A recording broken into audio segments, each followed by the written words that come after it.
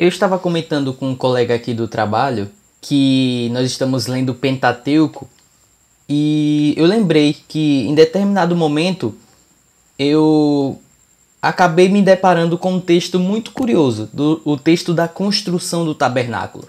Para você que não sabe, o tabernáculo foi um ambiente que Deus pediu para que os israelitas montassem, construíssem, onde Deus habitaria com eles. Lá seria oferecido sacrifício, a presença de Deus desceria e tudo mais. Deus tabernacularia com eles, habitaria ali no meio deles. E esse tabernáculo, Deus orientou a Moisés que Moisés construísse, mandasse o povo construir, e ele levava alguns tipos de material na sua construção. E eu pensei, aquele povo do Antigo Testamento, um povo muito rude, né? Um povo sem muita habilidade, sem muita técnica, construiu esse tabernáculo, um tabernáculo que foi feito de pano, de madeira. Se eu quisesse construir esse tabernáculo hoje, quanto será que isso me custaria?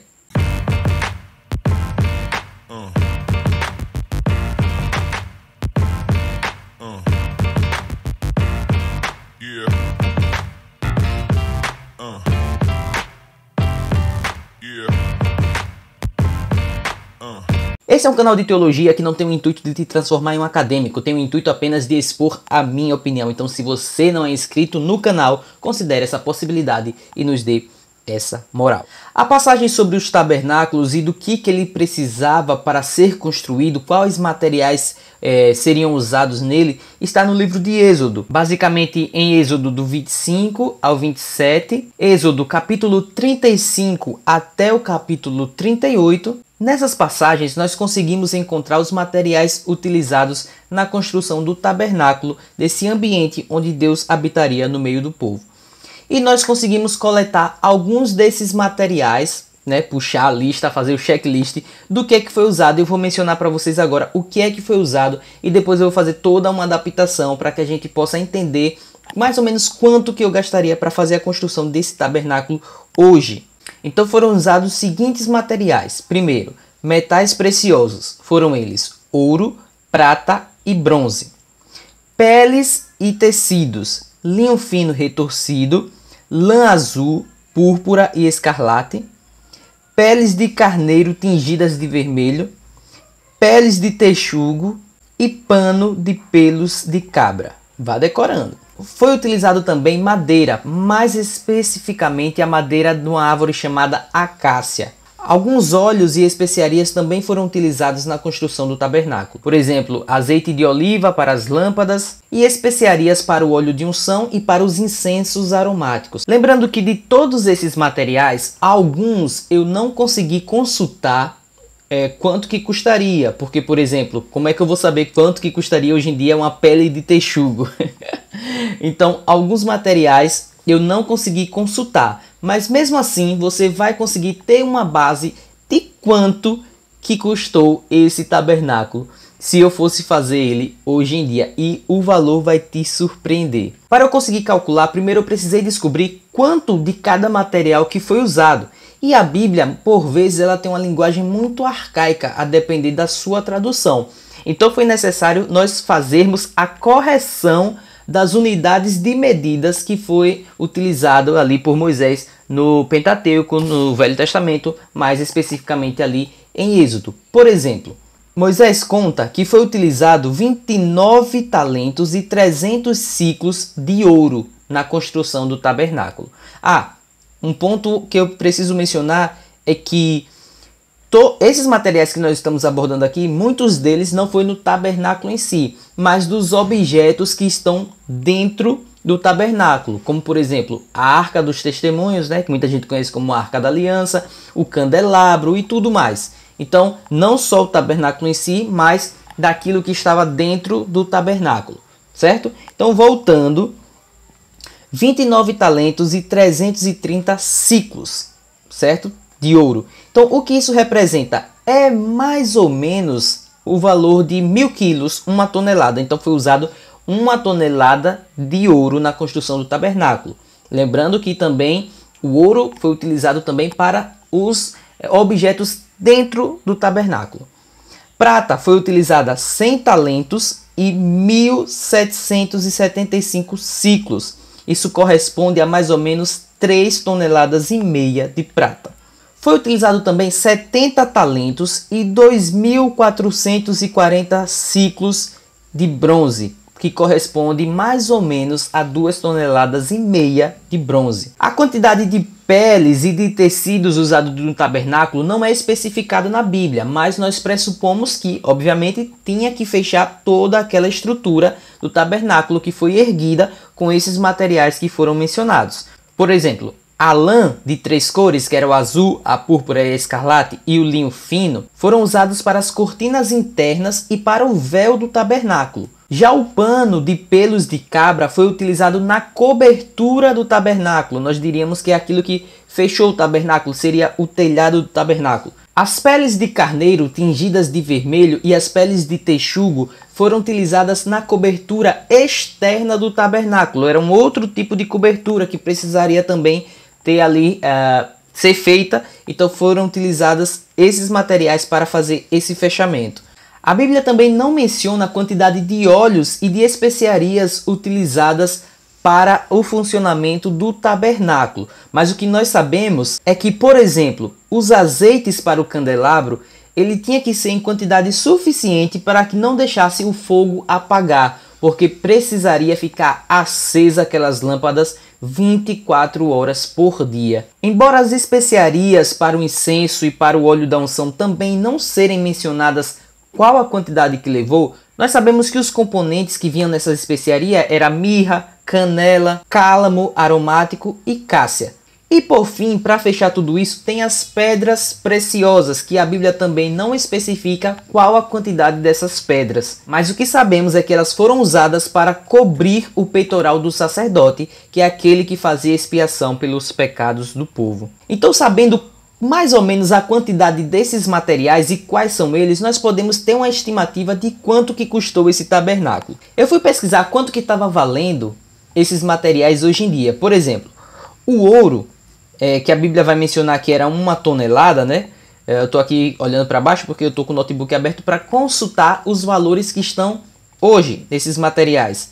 Por exemplo, o preço do ouro é de R$ 536.790 o quilo, e foi usado 1.000 quilos, 1 tonelada. Portanto, se fôssemos usar a mesma quantidade de ouro que foi usada na construção do tabernáculo, 1.000 quilos, 1 tonelada, só de ouro nós gastaríamos R$ 536.790.000. Repito, 536.790.